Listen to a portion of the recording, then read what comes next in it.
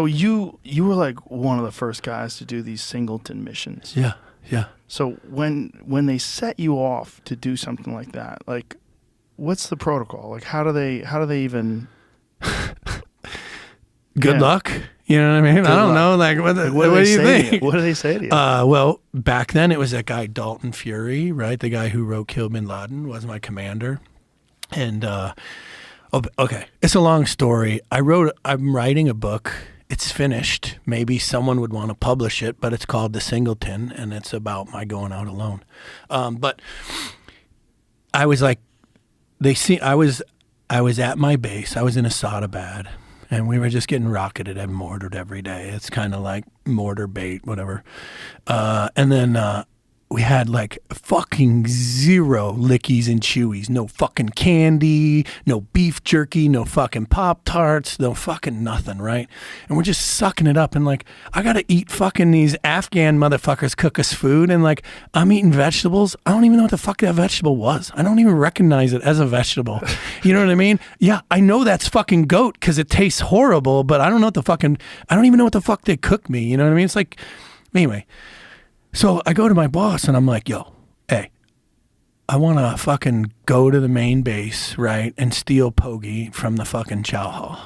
What's pogie? Pogie bait is a term for like beef jerky, snacks, candy, cookies, like any kind of like snack food, right?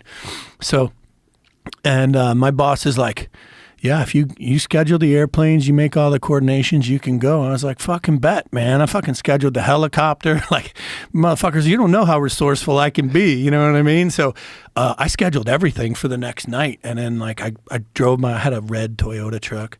I drove my Toyota truck in the back of the Chinook, right? So tight in there, you can't even get out. You got to just sit there, hope you ain't got to piss.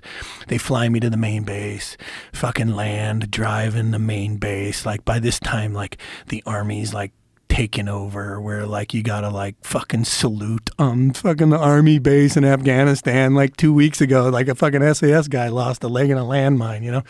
But so I go to the base, and then the commander sees me, and he's with his sergeant major, another guy, and they're like, this is our fucking guy right here. So they're like, hey, what are you doing? And I'm like, about to raid the chow hall, you know.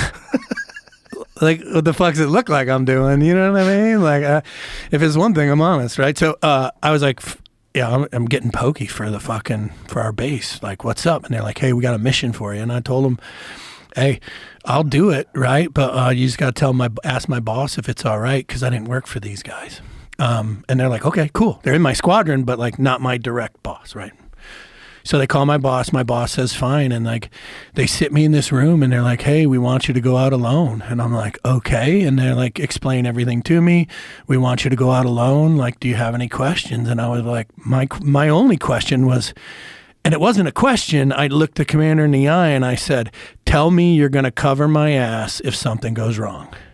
And he was like, "Oh yeah, we'll cover you." Like, yo, you could have gave a fucking better man up with that answer. You know what I mean? Like, you know what I mean? He gives this like weak answer, and I'm just thinking, well, fuck, man. You know what I mean? Now, so what were they telling you they wanted you to do? Go out alone, U.S. eyes on, get footage of this guy at his house so we could launch, right? Because the generals back then weren't in line with Bush's dead or alive, and they were, I believe the Pentagon was a bigger hindrance in the beginning of the war than they were worth.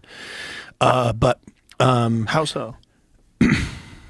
Well, the general at the time that was in charge of us, our task force, right, and we're talking about tier 1, like the guy in charge then had like 2 rules.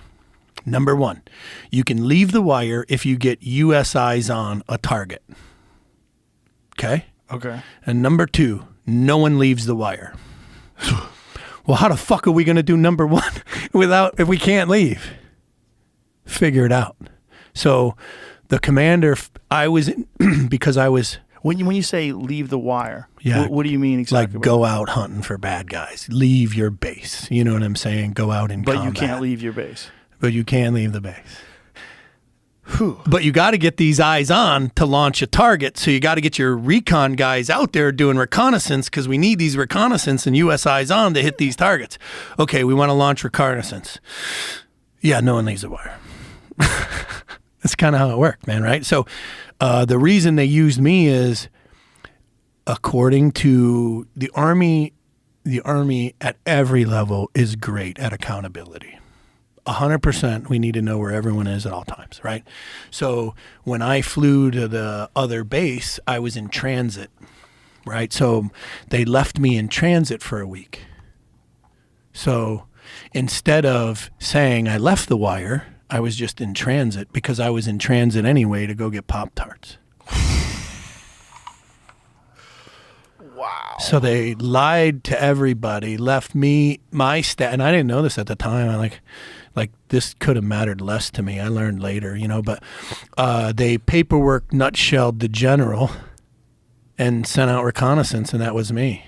Wow. And then they came back with the eyes on, and the general agreed to launch the mission, and it was a success, and no one asked, how the fuck did someone leave the wire? Because no one cared, because we were successful. You know what I mean? Wow.